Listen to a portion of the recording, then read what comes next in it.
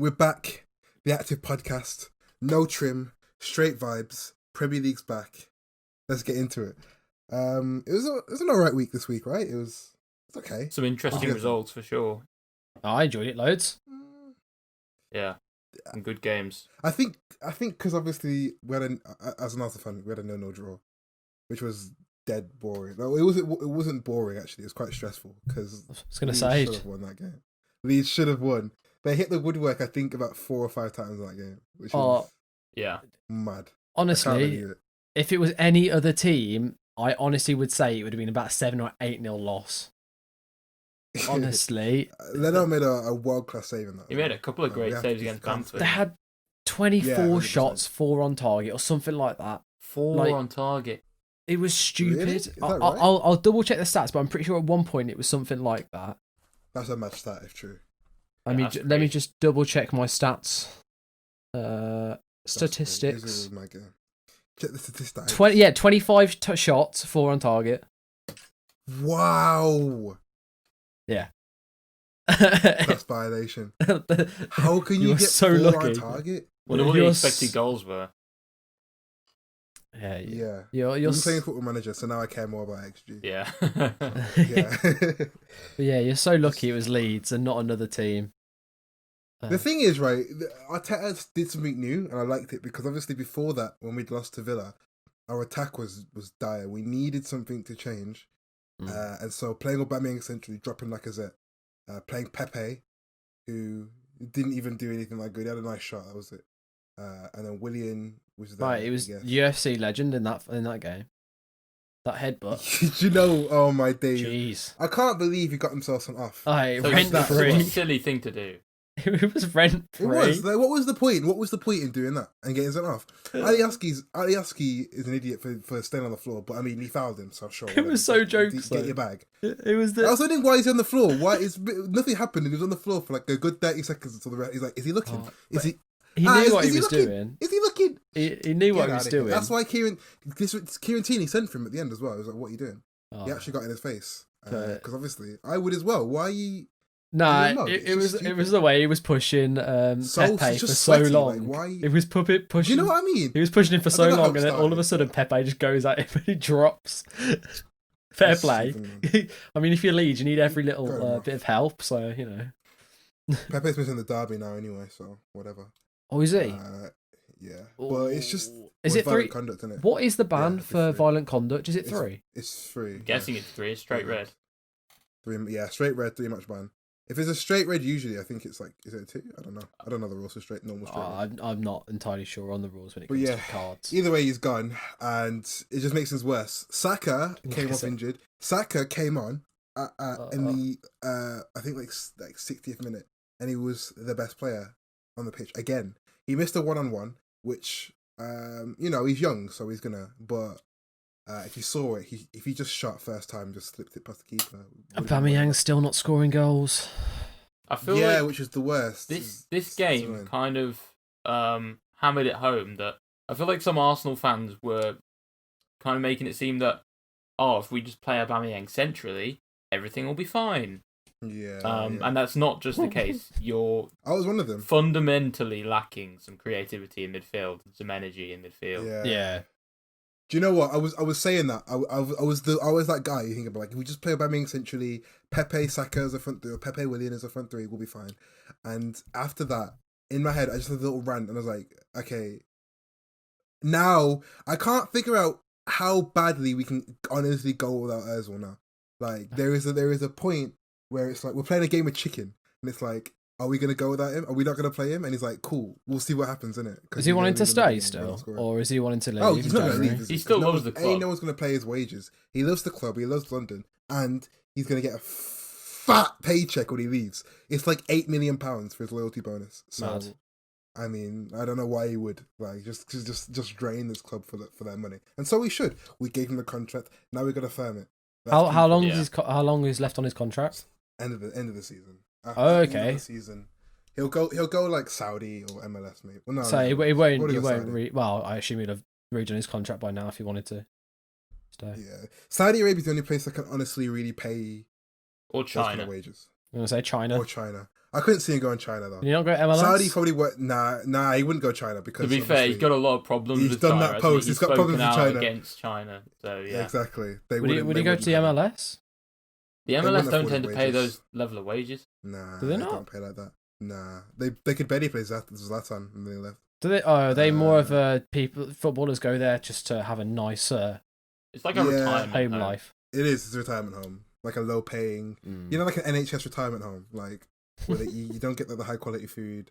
Your family can only come once a week. You know, you just watch like what's that show? Antiques Roadshow on BBC. It's like that. Whereas like Saudi is like upper class, like life insurance. You've paid your parents are your kids are rich.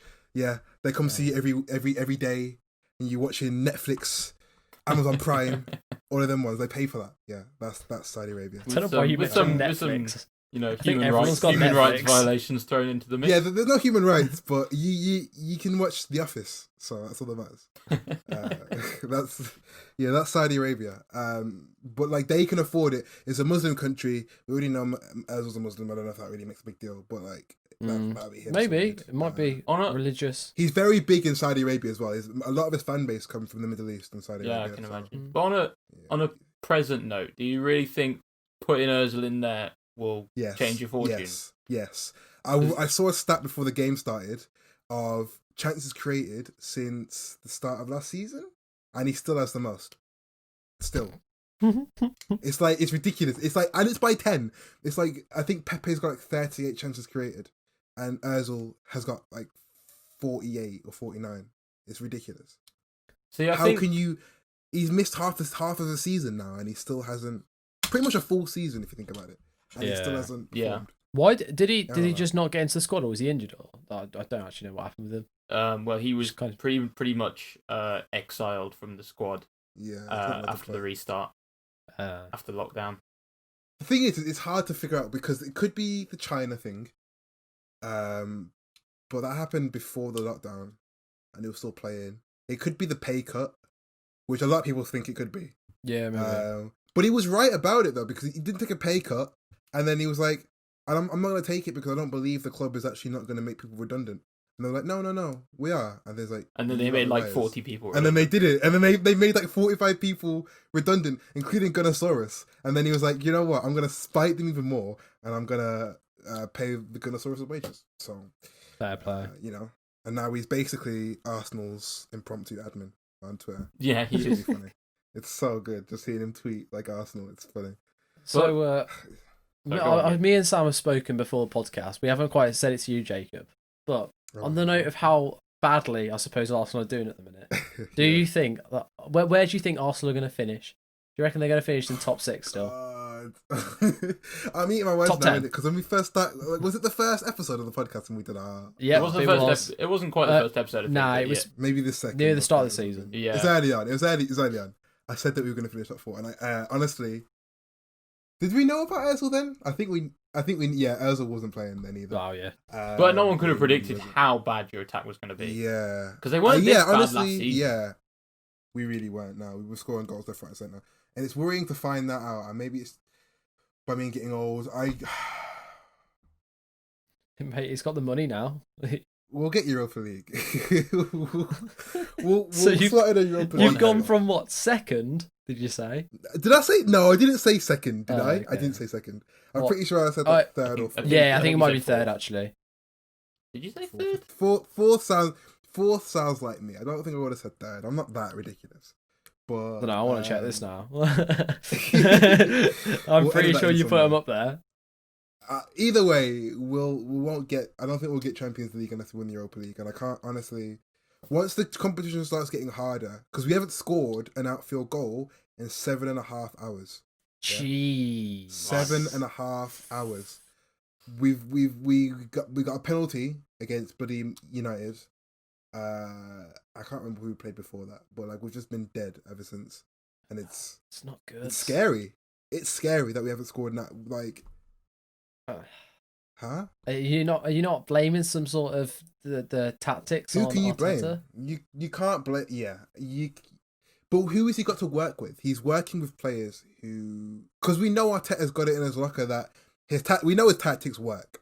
because he's won stuff. Do they? Yeah. Yeah. He won the FA Cup. He's beaten Liverpool. He's beaten City. He's beaten United. It's doable. His tactics work. His tactics work. We know they work. The problem is that I don't think he has who he needs. We've got Thomas Partey, which worked, and it's hopeful. We have a decent defence. Before Villa, we had one of the best defences in the league. So obviously that's hoped. His tactics have worked there. Were you not playing 5 at the back then? We were until we were playing 5 at the back against Villa as well. Yeah, because you weren't playing 5 at the back today. You played 4. No, 4 at the back. we were doing a 4-3-3. We've gone to a back 4 now because Al-Neni and Partey are so good. I mean, we realise that we don't. Gabriel does not look great in a back 4. Huh? What are you talking about? He was quality. No, don't even go there. Did you not see him in the? Don't even go there. Did you see 3 of his clearances? Just 3 of his clearances hit off his crotch in the box. No. World class. He was good. I don't think he was that bad. There was 3 times he tried to clear it with his crotch, and it went about 5 meters away. He did injure himself quite a lot. I mean, he just couldn't clear a ball. But at the same time, I think his presence, like he was all. If you looked at a lot of the attacks, he was always there. He was in the way, or he was trying to get himself there, or something like that. And I think that's why I like him. There was a couple of crosses into the box that Bamford should have, like the couple of headers that Bamford should have scored. Gabriel just wasn't there. I think it's forgivable for him to be a little bit rusty in a back 4 after spending the first few weeks of the season. Oh yeah, I'm not saying he's a bad defender at all. I'm just saying in a back 4. I think he's proven in his performances a little earlier in the season that he is a good defender, and I fully expect him to settle in a back 4 and do pretty well. And at the end of the day, he did get a clean sheet, slightly fortuitously, as we've already said.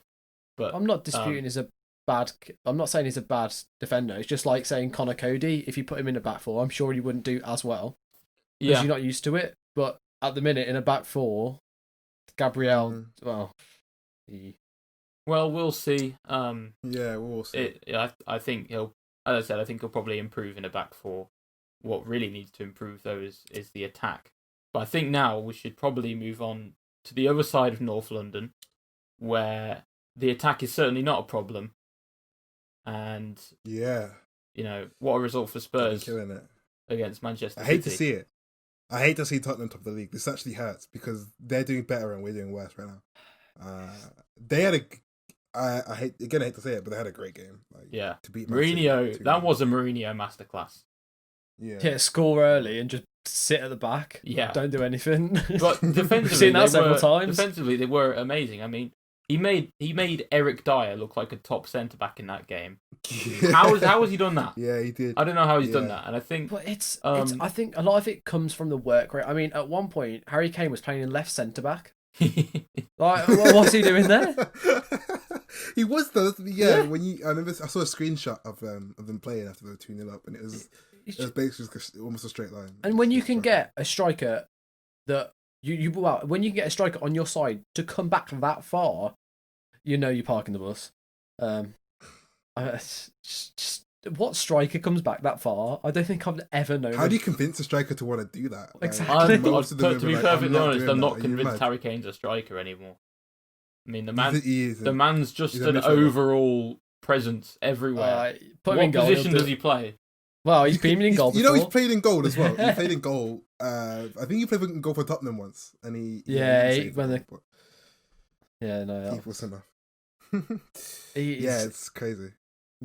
He's just mental. I mean, I think it's 7 goals and 9 assists in the league this season in about 8 games or 7 games. Are we going to backtrack on Ewan's comment last week when he said that Jose was the best manager? Because I'm starting to believe. What I told you. Look at what he's doing with that team. That's what you've got to realise. The amount he's doing with that team. To be fair, Klopp has just beaten Leicester. We said last week, Mourinho is, so far this season, he's proving that he's still got those tactical capabilities, and if he can keep this up through a season, then he's certainly throwing his hat back in the ring. But he's not the best manager in the league, but he's up there right now. Based on current performance, he's up there right now. 100%. He's not as good as Frank Lampard yet, but I don't know about that.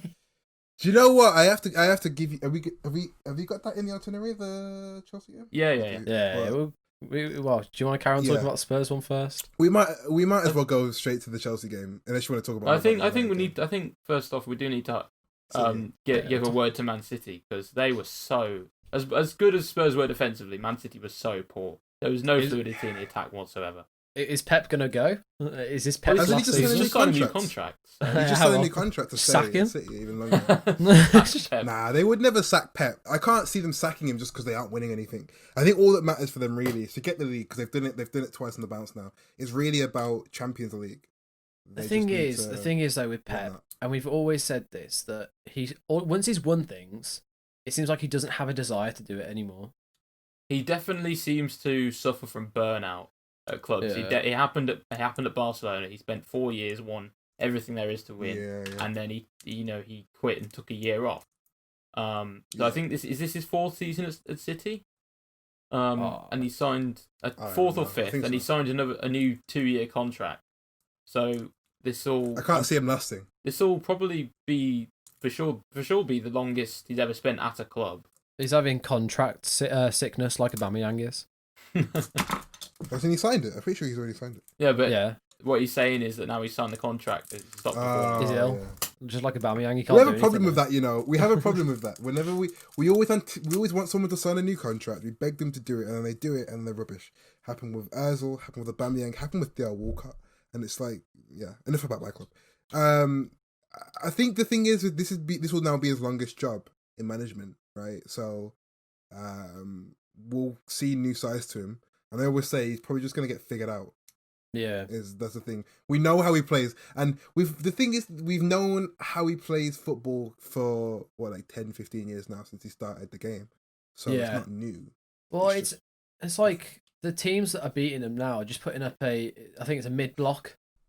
And they just can't pass around it. Yeah. They're really struggling now. They haven't got Aguero that can just, find the pockets and score, because he's injured still. Oh no, he's not injured actually. He's just on the bench. He wasn't fit enough to start. He wasn't playing. Yeah, he hasn't got his fitness, and as much as Jesus seems somewhat attacking minded, he just still can't do it. Yeah, I think I like because we've been saying about Jesus is like, when is he going to come good? Because originally it was like, oh, he's young, he's new. But now he's like, how old is he, like 23, 24? Thing is, I think he was performing better a couple of years ago than he is now. Yeah, I mean, it's not he's performing, he's just not scoring. Yeah. He gets himself into certain situations, then doesn't score. I think his finishing needs work. Yeah, I think it was a Tottenham game, I could be wrong, but there was a game where someone dribbled the ball over the top of their own player, which was quite funny. So I thought I'd add that in. And one of the players went down, and then they dribbled it over the top of him. Nice. Wow. It's pretty cool. That's the sign of a world-class player. Yeah. 100%. Just thought I had that in there. But yeah, no, they need to be scoring goals, and they need to somehow. Yeah. But the other thing is a lot of the time they've been drilled into them that they need to make that extra pass. Yeah. And sometimes just hit it. I know what you mean. They over. Do you know what, Ewan? That's actually a sick point, because a lot of the time, if you look back at times that City have wasted chances, they've overpassed. I can't remember what game this was. It was Bernardo Silva. He's in the box. They've literally nicked it off the other team. I think it was against United, last season. Oh no, I know what chance you mean. I think it was David Silva, actually, not Bernardo Silva. Oh, did I? Yeah, it might have been David, and they've just basically overpassed. It's an open goal, and he passed it. Just shoot. Because what is the point? But the thing is and then they lose the ball. The thing is with football, if you're taught to make the extra pass, it's very, very, very difficult to get that out your system. Because you won't even be thinking about the shot; you'll be thinking about passing. Yeah, it kind of drills in the fact that you always need to be looking for that pass. Because typically, there's like when you learn how to play football, you've always got I think basketball, we were taught it. You can either pass it, dribble it, or shoot. You don't play basketball. You're like 5'4". No, I know, but I did it in PE. Come on. Oh, okay. Yeah. But in football, it's the same thing. You either look for a pass. So you first look for a pass. If the pass ain't on, you dribble with it, and then if not, you shoot. or the other way around, whichever way you're taught. And if they're taught to pass first, the first thing they're going to do is look for a pass. If it's not on and they haven't thought about shooting quick enough, well, tough. The shot's not on anymore. So it's difficult to get out the system of going for that shot instead of passing it straight away. Certainly not a problem I'd ever thought we'd see Man City struggle with not scoring goals. Passing It was always defense where they seemed weakest, and then all of a sudden their defense certainly isn't great at the moment either. It still sucks. But their attacks just the problem with them is that they're almost. Yeah, the problem with them is that they've spent all this money on the defense and it still sucks. Like I kind of feel bad for them because they've spent 150 million in one window, and they've signed good players. I mean, Ruben Diaz is a good player. João Cancelo is a good player. Yeah, in Portugal, Ruben Diaz. How much more money do they need to spend before I don't know when you realise that it's maybe not a problem? He's actually good in Portugal. Like honestly, it's maybe striker wise that you have to deal with. I kind of value the Portugal as like the French league. Like if someone's an out and out good centre back in Portugal, it's like okay, whatever. I think we've got. I've been disconnected from Discord, so I'm making a point, and no one can really hear me. Is he back? They might be talking over me. I think so. I'm back. I got disconnected, but we're just gonna carry on like that never happened. Yeah. Right, cool. Well. Carry on. Uncut. Yeah, so talking about Ruben Diaz, and I was saying like I kind of value like the Portuguese league as like the French league. Like you might be you're playing against who? Who are you really like defending against in the Portuguese league? Raul Jimenez a couple of years ago. Yeah, top class striker. Gone. The thing is like all the good ones once they're of age to be Bruno really Fernandes. good, and like they've all left. You had Bruno, you had João Felix, you had Raul Jimenez, and none of them are even there anymore. Ruben Diaz's prime, he was playing as a nobody that I know of, really. That's like... Look, I think... the thing is, I think I do think he's a good centre-back. And Bastos. I think he's not been bad so far for Man City. But as I was saying, I think it has to get to a point now where it's not a problem that you just continue to throw money at. It's a systemic problem. Yeah. It's a tactical problem. And I think part of it has to do with actually not just the actual defence, but the midfield.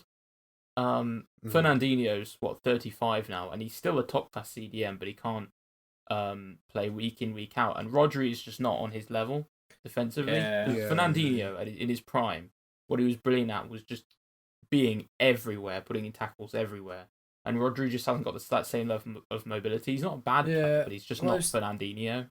It was a second goal that really the mistake was from midfield. Well, I think it is, where Walker's either lost the ball or Walker's one of the highest people up in the pitch. So at that point, you've got to have a defensive midfielder drop into where Walker is. Yeah. They've gone on the counter, and poor De Bruyne, that's playing higher up, is sprinting back to try and play in right back.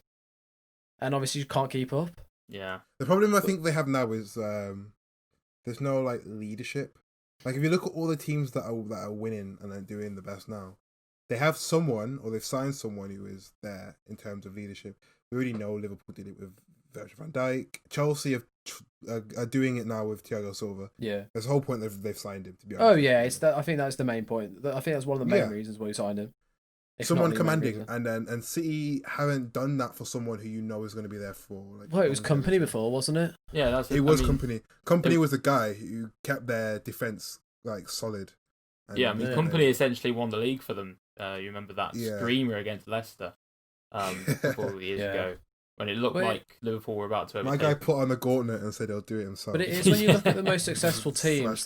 There is that demanding centre back. I mean, going back to when Chelsea were winning, it doesn't have to be a centre back either, because like you had typically you tend to have some sort of demanding centre back. I know what you mean. Someone who can hold the line, keep everything together. Yeah, you've got Company. You've got Chelsea when we were winning stuff. John Terry. Yeah, I mean he wasn't the quickest of centre backs, but he was loud. He was loud. And at Wolves we've got Connor Cody, who is the loudest. He's the only one who speaks English. You can hear him even when fans are shouting. He's literally the only one who can speak English. So. Yeah, he speaks. No one understands what he's saying, but... Right, running behind! Huh? Get? What you say? Yeah, but I mean, what other... I can't think of many... Like, Arsenal lack that as well. I won't even lie, Arsenal lack that. Aubameyang's the captain, but I won't lie, I don't... He's not much of a leader, is he? Yeah. No, I don't hear. I don't know what he do. Like, listen, we're not gonna know what they do behind the dressing room, but you don't hear him on the pitch. Well, like, that's the funny Saka thing or though, anyone because I to mean, do. I don't agree with Kante being captain of Chelsea. Kante is quite quiet. I was quite Yeah. surprised. He that he was the must captain. to be a captain. You have to have some sort of well, there must be something in the changing rooms. So Kante, Nah, but you can feel the captaincy. You can feel dominance radiating off someone who genuinely has it. See, I feel like you for can see that. Arsenal, a better choice of captain would be someone like David Luiz. I mean, 100%. he's Yeah. well, you know, he's not playing. everywhere he goes, you know, obviously he has his moments on the pitch. Everywhere he goes, Yeah. the unanimous idea is that he is really good. Really, he has a yeah. really good presence in the dressing room. Well, yeah, That's why we signed him. he's That's a kind of the manager. reason why we signed I'm pretty him. sure he's a manager really- of a five-a-side football team. He does futsal. Yeah, I think he does. I think He's he a runs futsal. I think I'm team, pretty yeah. sure he's manager of that because someone was saying in an interview how strange it was to see him in that type of role. Yeah. Yeah, I mean, I could see him going into management. He has that trait. The same with Arteta. When he was a player, he was a captain, and he was like the most serious captain, but he also had a fun side to him. Yeah, You could feel that off of him. Like, you knew he was the loudest, and you knew he was telling people what to do on and off the pitch. Like, in the background when he was doing interviews, the way he would just speak about others and speak with others, it was like, Yeah. that's the yeah. captain. Kind of see it with how it's going with Steven Gerrard now up in Scotland. Looks like he's about to. Yeah. You're right. He's on track certainly to break Celtic's grip on the Scottish title when they were about to win their 10th in a row. But they're 11 points clear at the moment. So, Rangers. Yeah. Blimey. So just a quick shout out to them doing a good To the job. Scots. I think the problem as well is, like, we've talked about all these players, but most of them are senior players. You don't see many. I haven't seen many young players pick up this trait apart from Matthias de Ligt. And then remember when everyone was all over this guy because he's like, yo, he's 19, he's leading Ajax to the Champions League semi-final and this and that.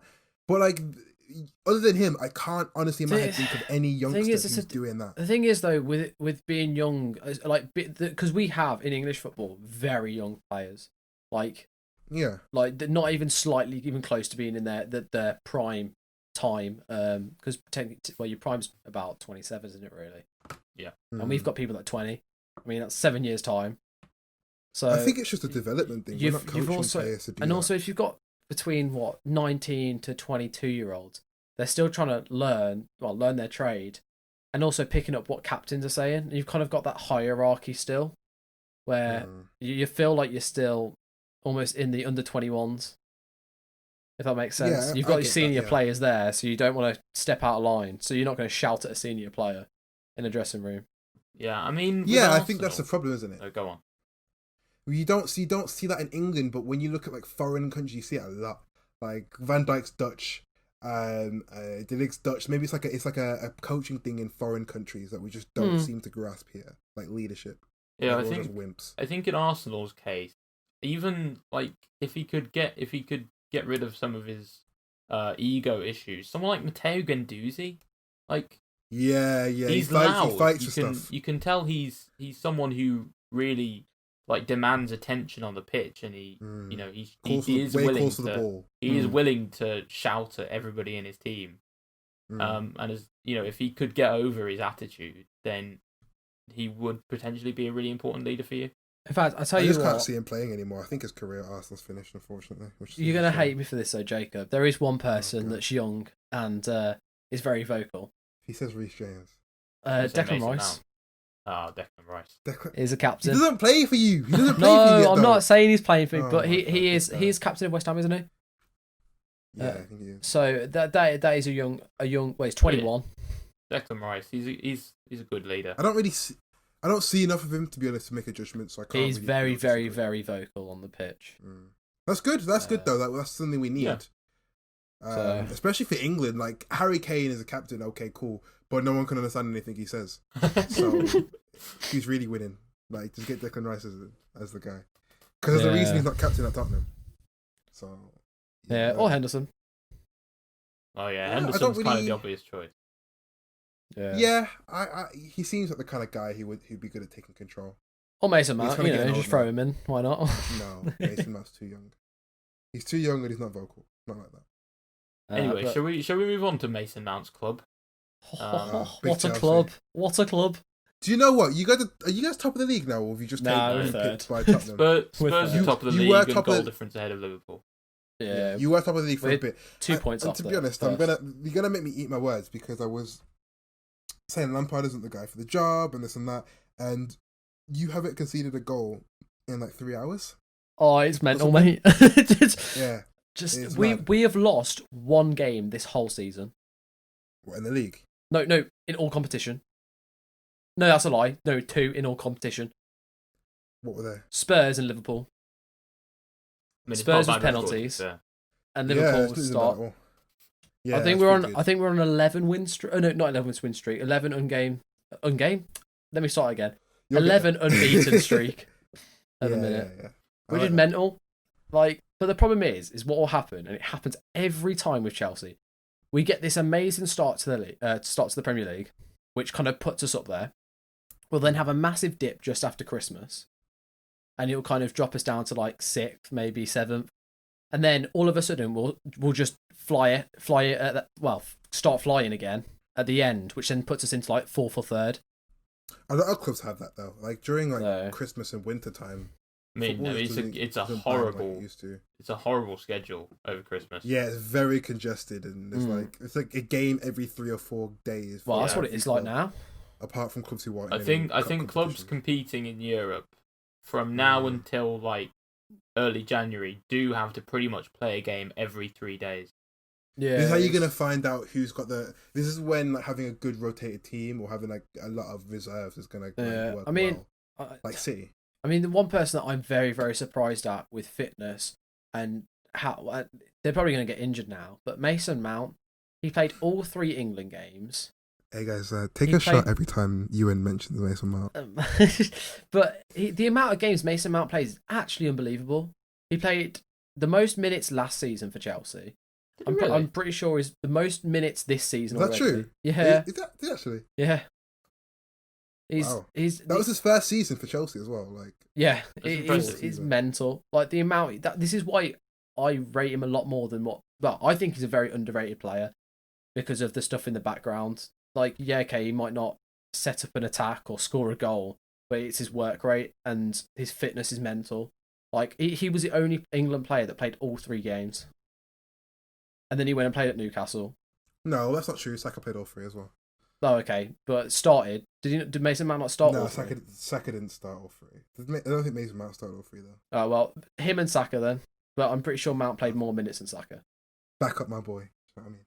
So then to go and play Newcastle, 12:30 kickoff on Saturday. It's good. It's good. Keep him. Use him up while he's young. I guess.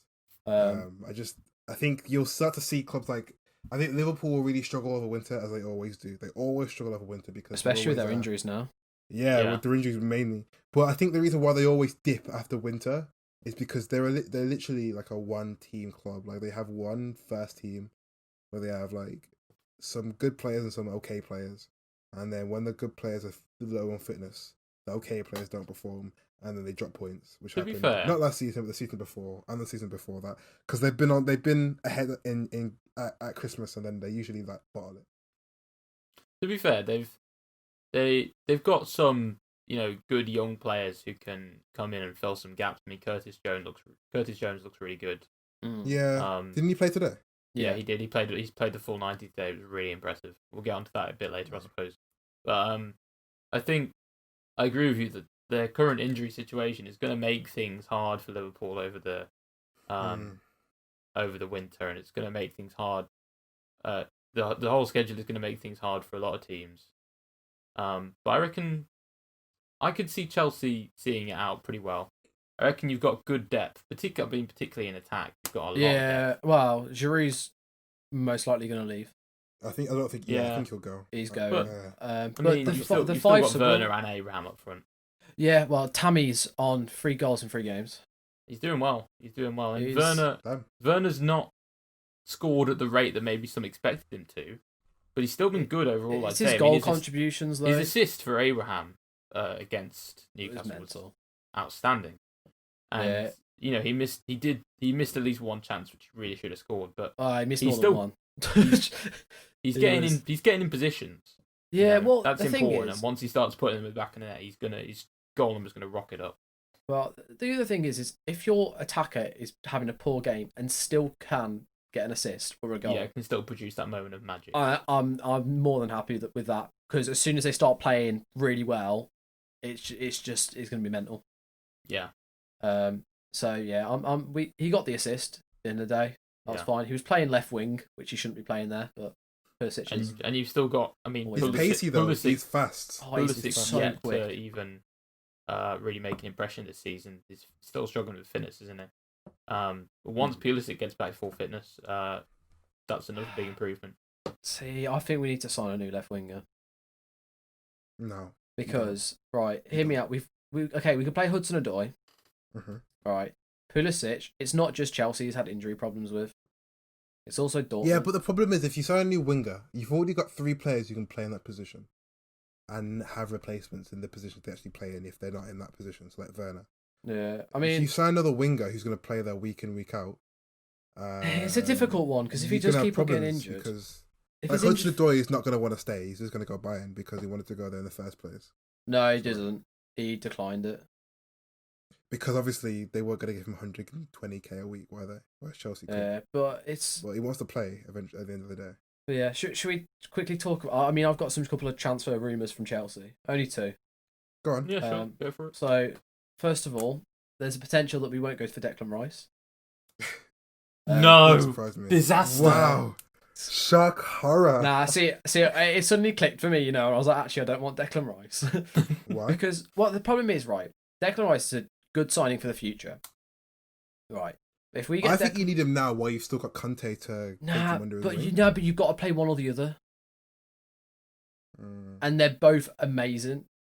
Okay, that's probably a bit over the top for Declan Rice, but Kante is amazing at the minute. And while he's in form and playing, I want him constantly playing because he's the best CDM in the league.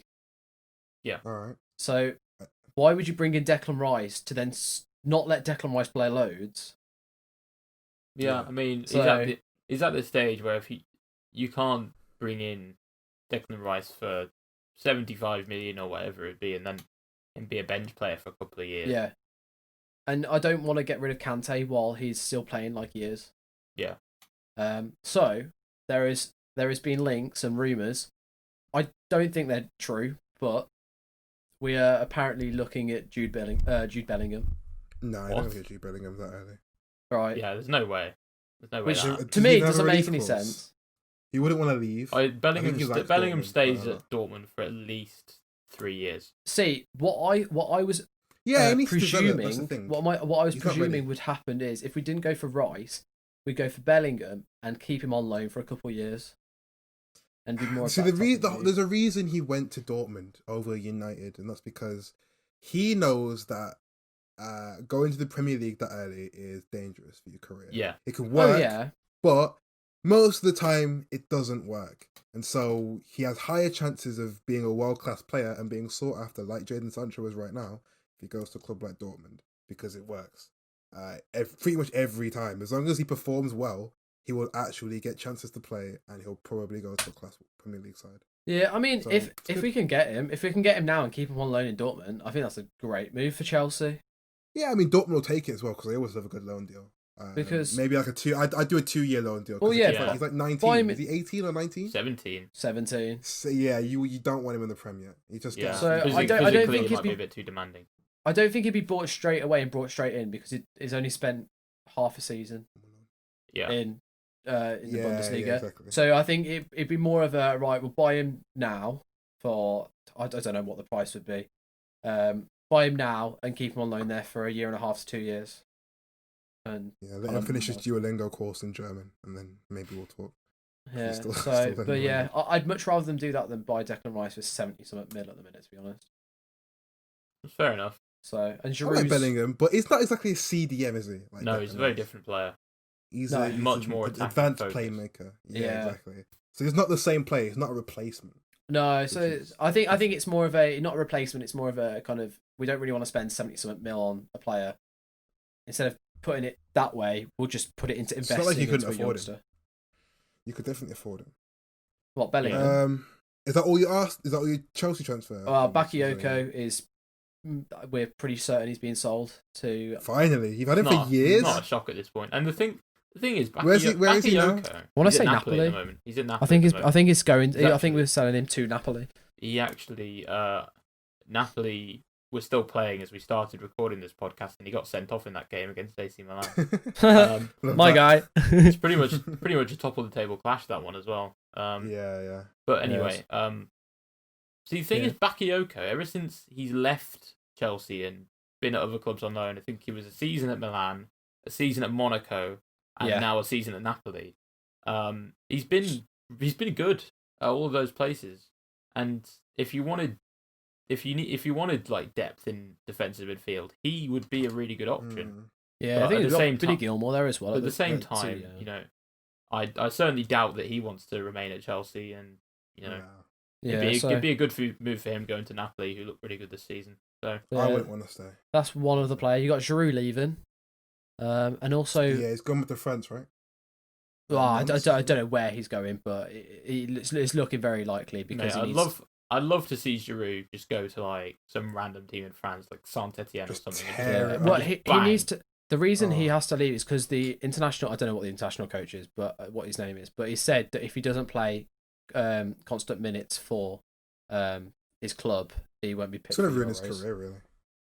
Well, it's not good for his fitness. Like no, but it's not good for his fitness. Is what I mean. It's just like if he's played more minutes for France than us. Look how close he used to beating Henry's record as well. He's not far off, and I kind of hope he doesn't. But he's not far off beating Henry's record, and if he wants to do it, he needs to go somewhere where he's going to play regular. So, but I don't see France being the move because he's not going to be a high-profile player anymore if he goes back to France. I mean, I think the French manager just likes. I don't think it matters how he's playing. I think he just likes playing him. So as long as he's getting minutes, I think he'll play. Deschamps. The France. He's made some weird decisions. I mean, okay, he's won the World Cup, but also Laporte still hasn't played for France. So he got a cap, but then he got injured, didn't he? I don't think he did get a cap. I think he got injured before. No, he got called up and then got called injured, up, a and week then he got before, injured. That's now. Which is it's quite bad. But he should really, because he is currently. He's the best. He's the best centre back in the league. Yeah, and he's not being called up. Like, okay, Upamecano's cool, but like Laporte is better. Laporte's way better than Varane right now because Varane had an absolute stinker. Some dodgy moments recently. He has more than dodgy moments. Not on goals, but he's just been poor. So Laporte is the guy. He's probably the best and probably the most consistent player, and I don't know why. Yeah. Deschamps is just like that, isn't he? Like he just doesn't like. Yeah, he doesn't like. To be fair, he won the World Cup, so you can't criticise his decisions too much. Yeah, I win the World Cup. I do not need them. That's what. So, and then the last rumor for Chelsea, another outgoing player is Marcos Alonso potentially go to Crystal Palace. It's a weird one. That's a weird one. Why? Who did he run over? So Crystal Palace have got Van Aanholt at left back at the minute. Van Aanholt, and haven't they got that new guy, the youngster Mitchell, Tyreek Mitchell? Oh yeah, Mitchell. Who actually looks pretty good. He's like, how old is he? I haven't seen him play either. Oh, I thought he was younger than that. To be honest, he looks younger. So we need to get rid of either Emerson or Alonso. Why do you still have Emerson? He's not even that good. Like, get him out. He's better than Marcos Alonso though. Yeah, is he? Yeah. Like at least he can somewhat adequately defend. If he wants to. It's very much whether Emerson wants to defend. I don't see him chat, but I see him most of the time in the other opposition's box. He's a good left winger. We played him in left wing at one point, and he was really good. I quite liked him. Yeah, I think that's his thing, isn't it? He doesn't seem like a defender to me. Oh, yeah, but either way, Marcus Alonso's older, so I'd get him out. Yeah. So potentially go to Crystal Palace. So. All right. Isn't too bad. Should we do Wolves? Well, what Wolves transfer rumours? You've just got Renato Sanchez, haven't you? Well, yeah, we got linked to Renato Sanchez. We got linked to Paulo Dybala. That was pretty fun. Oh yeah, that's when I didn't believe you could pay his wages when I found out you could. You also got linked to a bigger player. Well, yeah. Well, we only got linked to Ronaldo by Troy Deeney, so I don't want to put too much stock in that one. Mate, Troy Deeney. Wait, real quick though. Do you think Ronaldo would actually go back to United? Oh, that'd be a fun one. But I mean, more recently, it'd be so nice if he did. More recently, like today, he's been linked to go back to Real Madrid. So yeah, I can see that. Who knows what's going on on with They Ronaldo. could use Ronaldo, to be honest. I'd love that on FIFA. I mean, just the problem with United, right, is if they go for Ronaldo, well, they're idiots. He has to perform because his wages are ridiculous. Like, is he gonna actually? They couldn't afford Sancho. Yeah, they could. They just messed up the deal, and then they went too high. They went 3 times for him. I think. Let's put it this way: if they Sancho paid, they would have afforded the original price that they set, and they didn't want it, and now they raised the price, and now they can't afford it. That's what happened, basically. It's just dumb. But I think the thing is he's tearing up Serie A. He scored yesterday. Yeah. He scores, even when Juve are doing absolutely rubbish, which they do a lot, he still scores and carries his team. And if he went somewhere else, it's like, is he going to do that? Because it's Serie A. Like, okay. It's I don't know. I could farmers. Maybe he wouldn't. Maybe he wouldn't be scoring like 35 goals a season in the Prem, but he'd still be really good. I mean, it's Cristiano Ronaldo. Did you hear that if he scores 10 more goals, he will have scored the most goals like by any player registered ever? Yeah. Like he will have scored like Doesn't shock me. More than Pele's registered goals. Like he will have scored, because obviously Pele has like 500,000 that are like, unregistered. I heard he scored 10 in his back garden last night. So, really? No way. That's pretty impressive for him. Yeah. That's I'd pay to see that. In fact, I think everyone would have to pay to see it. Just dribble past his kids and just tap ins. Could you imagine Pepe playing football now? Flipping heck. I've always wanted to see what it would be like if like fit like 25-year-old Pele, or even like 18-year-old Pele, what it would like be like. Well, it's like that's the thing. It would be everybody would love to see Pele and Cruyff and Eusebio, in their prime. They get battered, wouldn't they? Like the Premier is just it's not one for beautiful players like that, is it? Like you'd get mugged up by Lewis Dunk. I want to see That's why none of them played in the Prem. Yeah, they never went. Whenever like Age is like, "Yo, Eusebio, I've got you a trial for Crystal Palace." No, I'll stay here. I like skilling past these terrible defenders and scoring 4 goals a game. I don't want to go. I want to see, and it's cold. I think the cold is the thing as well. Like a lot of these players don't like it because it's cold. Like they think, like you have like 4 out of the 9 months the league's on, it's just freezing, and like I don't think you'd want to go. Yeah. I'll say it again for the 3rd time. I'd like to see Neymar in the Prem. No, we wouldn't come. I think there was rumours when he wanted to leave PSG, even coming to United. I think it'd be hilarious. Neymar in the Prem.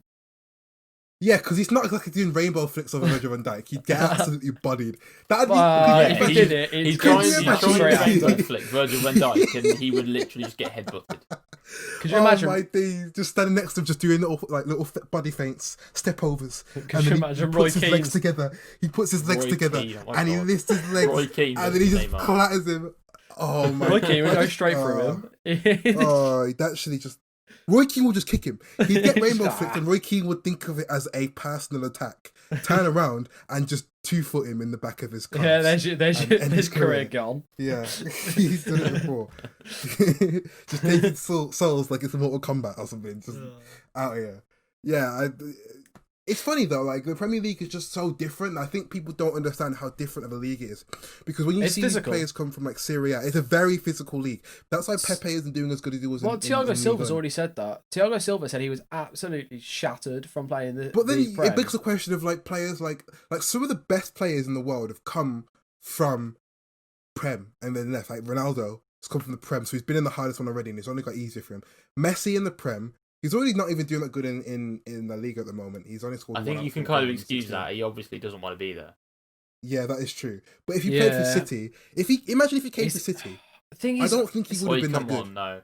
It's such a risky move. It's such a risky move for Messi. It's got to be the most riskiest move of football, because he's getting older. Get injured. Like he's getting older, so he's not going to be as good. He's not in his prime. Against Messi. Yeah, he's not in his prime, and then what you do when you play against someone like Messi, you just kick him. You just kick him because you can't do anything else. Tactical fouls. And you do tactical fouls. They'd be Valverde's every week, and eventually he's going to get injured because he's small and frail and he's older, and it'd probably be winding down his career. Yeah, I don't think it's a good idea for Messi to come back to the Prem. He should just go to. He should just go to Fans New York. Would be sick. I'd love him to be in the Prem, but I don't think it's a good life choice. The only people that can afford his wages are the City group, so he'd have to go to New York City if he didn't come to Man City. I mean, I think I reckon Chelsea. He was linked to Inter Milan They can't afford his wages. They can't afford 500k a week. I don't know. I mean, no. It's Milan. I reckon we could. I reckon not that rich. Not that rich. No one else. Inter can't afford that. Barcelona aren't that rich, and they're paying him. That's why they want to get rid of him. the thing is, if you're going to take that risk of giving him like a 2-3 year contract of 500k a week, and he doesn't. I did it on Football Manager, so as Inter, funny enough, and I did it, and it was the worst decision I ever made because he was terrible. Now, obviously, this isn't Football Manager. This is real life, but. All I'm saying is, he didn't score any goals for me, and I had to pay 500k a week either way. So honestly, in my opinion, risk, isn't it? In my opinion, Messi still bangs wherever he goes. Oh mate, Messi! You can't on Messi's say that side though because he's never been anywhere else. No, he's only played that's my for one opinion. league. I think he would. You know, I don't he's know. in the Champions League, so. But I mean, every time he's come up against an English team in the Champions League, he's absolutely battered them. Okay, even the Bundesliga, because the Bundesliga, in my opinion, is probably the second hardest. Come on, he'd rip up the Bundesliga, and it's still a country mile. It's still a country mile from Prem to Bundesliga, but it's still Messi would rip up the Bundesliga. He wouldn't. Look at some of this. Okay, I know he basically ended Boateng's career by that mug. I watched that weekly. Like, it's so good. But it's my favourite thing ever. Sometimes I just pop in. Yeah, but listen, I can't imagine him. Like, imagine him against like Jonathan Tah, or even like the whole of like Bayern's defense. See, like, I think it's so coordinated. I think, yes, he would. There is that issue of players like him getting just kicked about. But I mean, Neymar, Neymar gets kicked about in Ligue 1 all the time, and he still, tears up the league. Yeah. I mean, these players are at this level where even if there's plenty of times, even if you try to tackle them, you can't get close to them. Well, look at Jack Grealish. Yeah, Jack Grealish gets kicked about every single game, and he still tears teams up. So because he's in the Premier League. And Hazard as well. The Premier League. Hazard at Chelsea is probably the best example of this.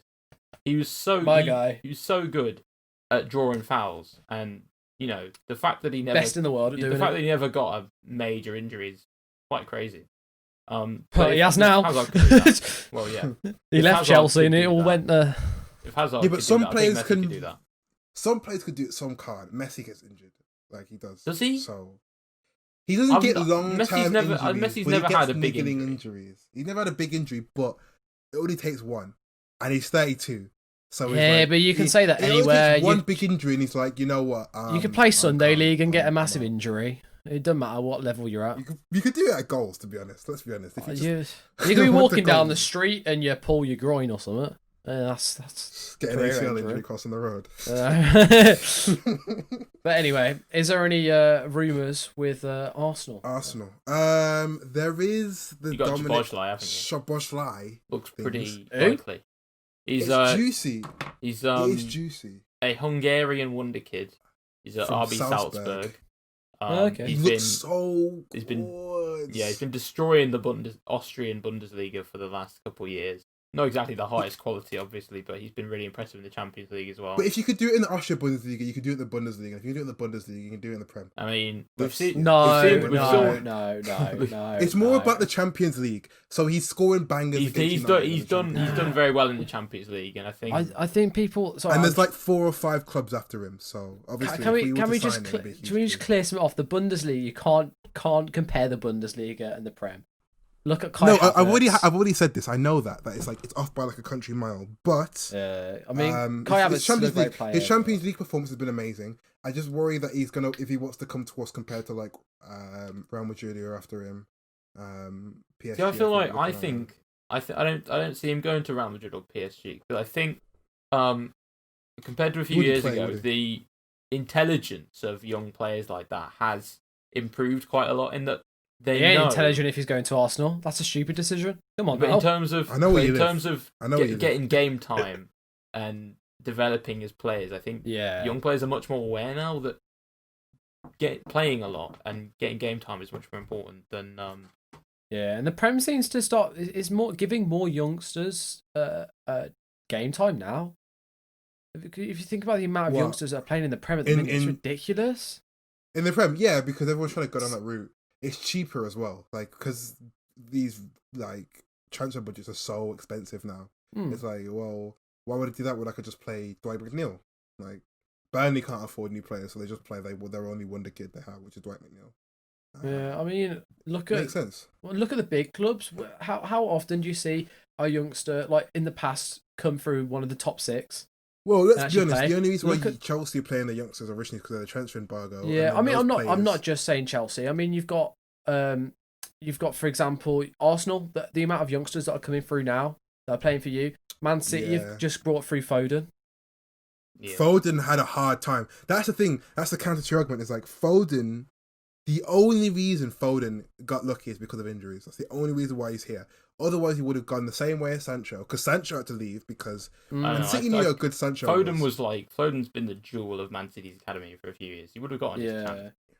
But even Pep was apologising. But you could see that Pep was preparing to let Foden into the team because he never didn't sign anyone to replace David Silva. So you could tell that he was. It's not just Foden those. was ready for that. You've also got Liverpool. Look at the youngsters that are coming through there. Yeah. Man United, you've just had Greenwood come through. Yeah. I think this is the league for it as well. This is the not the league, the time for it. The timing was perfect because obviously because of COVID, demonetized. Everyone we're not getting monetized anyway. Everyone has to like rotate their teams massively. It's like a washing machine. Like it's crazy. Like this is like Bosch washing machine, 1,000 RPM, like mad rotation. Can someone stop me? I don't know where I'm going with this. Either way, I'm not gonna lie. I'm already lost. You lost me in rotation. I'm talking about the rotation. There's a lot of teams like just like swapping because you can't play someone. And it is the youngsters that are playing now. I mean, I think it's just more upsetting that there's people that are younger than us that are now playing in top flight. Don't do this to me because when I see on Football Manager, I see like Saka. Me and Saka are like the same age, and my guy is making like 17 grand a week, and I work at JD. And I just put my shirt on, and I put my lanyard on, and I go on the bus. It's like, oh my god! I feel like this is a good moment to bring up. I believe Yusuf Moukoko of Borussia Dortmund, who made his Bundesliga debut at 15. 16 years and 1 day. I think wasn't it 2 days? I thought it was because I think it was a day. I think he turned 16 on Friday and made his debut on Saturday. Oh my god! But I mean, either way, what was his name? Yusuf Moukoko. Yusuf Moukoko. He's not in Football Manager as well because he was 15 when the game was. Well, he will be now. I never know. They can't. You have to wait till the January update. Now he's 16 in real life, but he'll be on pretty soon.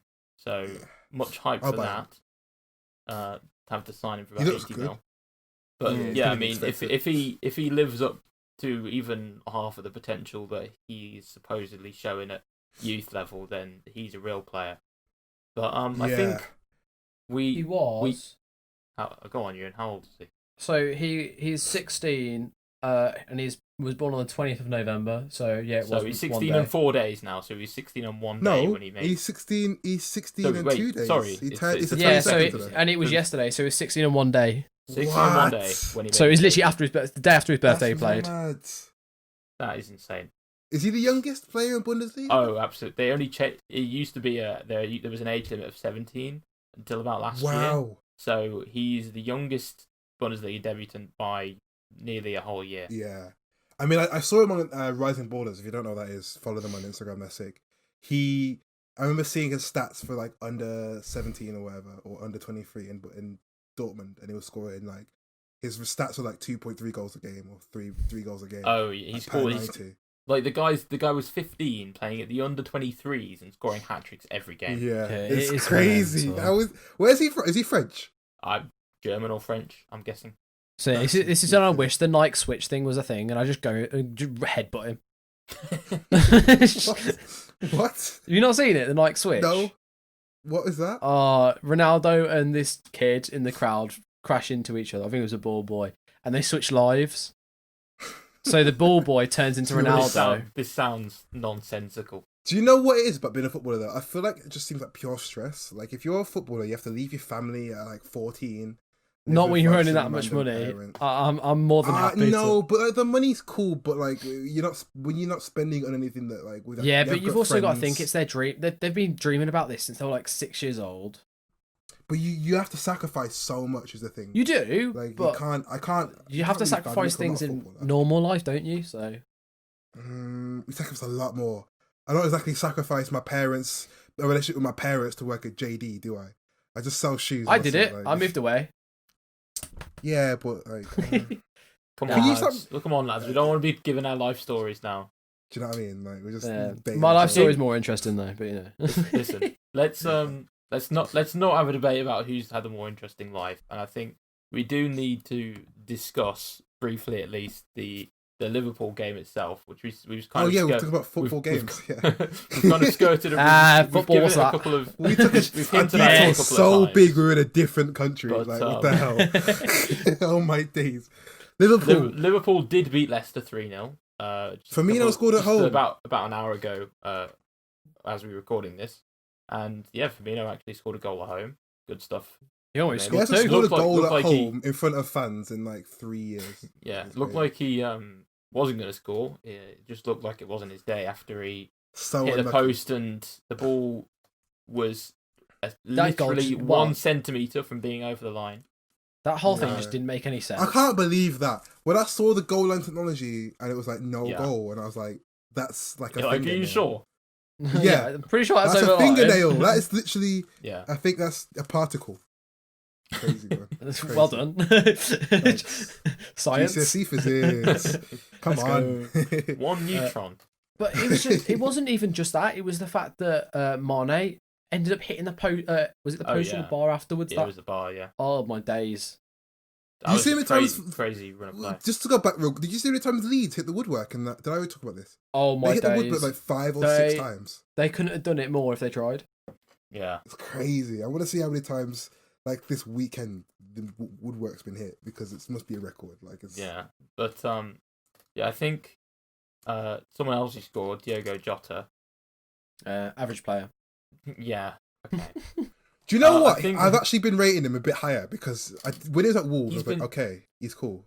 But for Liverpool, can't wait for him to have he's been so good at Liverpool so far. I did not expect him to be this good. What kind of annoys me is the amount of people who've said to me and to I've seen saying to Wolves fans in general, you Wolves fans, you must be so annoyed now that he's playing so well. I'm like, no, he would never have done that. He wouldn't have reached this level at Wolves. He was. His problem at Wolves was never that he couldn't do it; it was his consistency. And we've seen him do this at Wolves. Yeah, exactly. I think that's the thing for us, though. It's not a surprise. I mean, I'm not a Wolves fan, but being around loads of Wolves fans, we watch the games. Yeah, and he scored so many amazing goals. I mean, there's a one where he literally killed Luke Shaw, and then that was one of the most humiliating moments for a defender I've ever seen. Reminiscent of Messi on Boateng. Yeah. But yeah, if anyone was going to get this kind of level of consistency out of him, it was going to be Jurgen Klopp. I mean, at the end of the day, he's a much better manager than Nuno, as much as I love Nuno. And the price we got for him, 45 mil, considering how he performed for us, I think that's more than a fair price. He's the first Liverpool player to have scored in every game, like in the first 4 games of his Liverpool home games. Yeah. Yeah. No. Yeah. Yeah.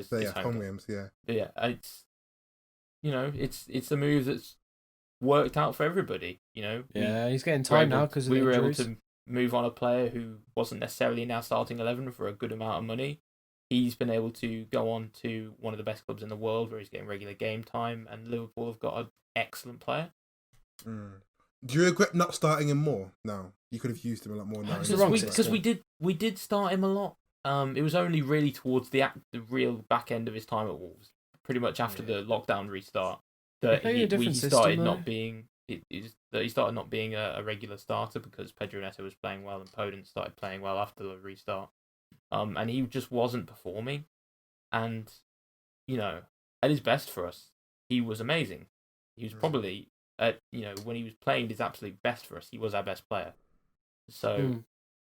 It was a shame that we couldn't see him do that more consistently. I'm purely happy for him. I've got no resentment, no regrets. I'm just glad to see him doing well. He says, fighting back tears. I was just so happy for him. I will always take pride in the fact that I know that we launched his career, basically. Yeah. Sorry, I know you're fighting back to your son. I know. He's so good. He's just the best in the world. Nah, I mean, it's a good mindset to have. I mean, that's kind of your job. Like, you're making money. It will probably happen with Traore. I can see the next player leaving your club now being Traore. I can see that as well. I would see again. Fee. If we sold like Adama for 65 mil and he went off and he was amazing somewhere else, I wouldn't mind. Oh, I mean, plus, if he get a sell-on carries on clause like he is at the if minute, you get like it'll go 10%, 20%, Yeah, 30% on the sell-on clause. Like, if he carries on like he is this season, he's going to drop in price quite a bit. Nah, because he's still pacey. Everyone still knows what he's got in him because we've seen him release it. It's just about what manager can bring that out consistent. We've seen it with Jota, with Jurgen Klopp, and maybe with Dharma it could be Pep Guardiola. Because I'm pretty sure he's already played under Guardiola when into Barca. He did play brief. I presume so, yeah. Actually, how old is Adama? He's 24, so he would have been in their B team about 8 years ago. So that would have been right. He would have been in their youth teams when Pep Guardiola was Barcelona's manager. Was he full manager then? Because he was youth manager before. Yeah. Well, I think Guardiola took over in 2008. So. Oh yeah. So he missed him. Adam would have been in the youth teams when Guardiola was the full team manager, so he would have had that influence come down to him. He had a few games where he came off the bench for Barca. I saw a clip of him playing, so maybe he had like one or two, or he met him a couple of times and just learned. So I feel like maybe if he went back to Guardiola, or if he went to maybe Ancelotti's got a very good track record of bringing the best out of players. Like he'd be great. I think everyone wants to be like Everton's the place to be right now. So, yeah. I suppose on that note, briefly, mention Everton's result as well. They beat Fulham 3-2. Are they still in the title fight? Do you think? No, they're in Champions League fight. They're in the. Okay, let's be more broad. They're in the European fight. Yeah, I can say with pretty good confidence they're gonna get. They only won 3-2 against Fulham. No, but look who else they've been doing in the Madness against. They've lost 2 games before that. I think they are absolutely a team that should be finishing top 6 this season based on the evidence. Yeah. They aren't good enough to challenge for the title, particularly in their defence. I reckon they'll get Europa League. Defensively, they have struggled. They might put Arsenal to Europa League. And we've already seen for the last few weeks that if they lose one of those crucial members of the attack, they're going to struggle. Yep. Richarlison's been out. James Rodriguez has missed a couple of games. So, without that outstanding attack, they are going to struggle because their defense is nowhere near that level at all. I mean, they should have drawn that game 3-3, but a certain individual decided to slip when they took a penalty. Yo, Fulham, swear down. What are these guys doing now? 3 consecutive penalties this It's like they won. It's kind of like what was happening with Man City. They low-key just hate drawing games. They don't want the results. No, Man U are the team who score all the penalties. Before Bruno, they had a bit of an issue with that's true, actually. They did. Yeah, the first game of last season. I think it was Rashford and yeah. Who's taking it? No, I'm taking it. No. I'm going to take it. Man City definitely had that problem last season. I remember Aguero struggling to score them, Sterling to couple and miss. I mean, Jesus as De Bruyne messed up not that long ago. Yeah. Fulham need to sort this out. They just don't want it, and they need to score those. Like they haven't. Have they? Yeah. Have they drawn a game? They've drawn a game. Haven't they? They in total, that's 4 points. Did they beat West Brom? I think they beat West Brom. No, they drew. They beat someone. They beat either West Brom or Sheffield United. Maybe they did beat West Brom, and they drew with Sheffield United, which is Sheffield United's only they drew point. Sheffield United, and they beat West Brom. Sheffield United's only got 1 point in the season. That's against Fulham. Yeah, which is so bad as well. So they've missed out on what? West Ham. West Ham they would have drawn, I think, wouldn't they? So that's 1 point they've missed out on. I don't know who the Mitrovic missed penalty was against. But let's be honest, this isn't. So that's at least 2 or 3 points they've missed out on. Yeah, I feel like relegation's set now, isn't it? Sheffield United. Yeah, the thing, Fulham, they're a team that they look like they could have the ability to fight for staying up, because I mean I watched the full game against Everton, and particularly in kind of the last third of the game, they were actually really good. and they've got players who can make a difference. Lookman, other than doing stupid Panenkas, looks like a really good player, and we know Mitrovic has got a track record of scoring in this division. We know that Loftus-Cheek's a good player, and what a player, great player. They can keep the ball well. They look good in possession. They can create chances, but God, they are just terrible defensively. They're just awful. I mean, Everton, particularly in the first half, it was so easy for Calvert-Lewin to find space in the box and Digne to just pick him out. At this point, you've got to know Calvert-Lewin is a threat. Yeah, it felt like they didn't know. Like, they were like, "Oh, did Calvert-Lewin just score? No way!" As if he hasn't been banging in goals all season. Like, you have to know these kind of things. They haven't done their homework clearly, which is worrying. They just don't want to stay in the league. But I think I can't see them, Sheffield or West Brom, honestly staying in the league. I don't think they have the quality as in a team as a whole to be able to stay. And I can't see any other teams really getting relegated. Like, I can't see West Ham really getting relegated. Yeah, no, West Ham they're not great, but they're certainly good enough to stay up. Yeah, they'll be mid-table. There's no one else really doing as bad as them three in the league at the moment. Yeah, I mean, I'd say them four. That's the thing. You've got West Brom, Fulham, Sheffield United, and Burnley. Those are the four teams. Three of them are going to go down. Three of those four teams are going to go down. I don't think Burnley will. Burnley are on 2 points. So bad this season. It's so bad this season. And I think okay. If anyone's going to come out of that four, most likely it'll be Sheffield United. Oh, to be fair, Burnley have 2 games in hand over the other 4. Today. Yeah. They're on 2 points with 2 games in hand. Whereas Sheffield United could claw their way out though, because they've I don't think they can. They've been in this league though, and they've already torn up the league. They only need 9 games and 1 point. I don't think they can. It's a bad start, but let's be honest. Like, no team has done that. No, I think there's either that or only 2 probably teams like have ever done that. The Derby team. They're on course for like the worst Premier League season in history. Before what year was that Derby? Like 15, 7-8, I think 7 or 8. That's so dire. I think the problem with that is because there's such like a big like talent gap now. Yeah, you're either in or you're not. Like it just seems like that. Chris Wilder, he did well last season tactically, but as we've said it before, he's kind of been figured out, and at that point, the player quality gap is going to shine through, and as hard as like Ollie McBurney and players like that work, the quality is just not there.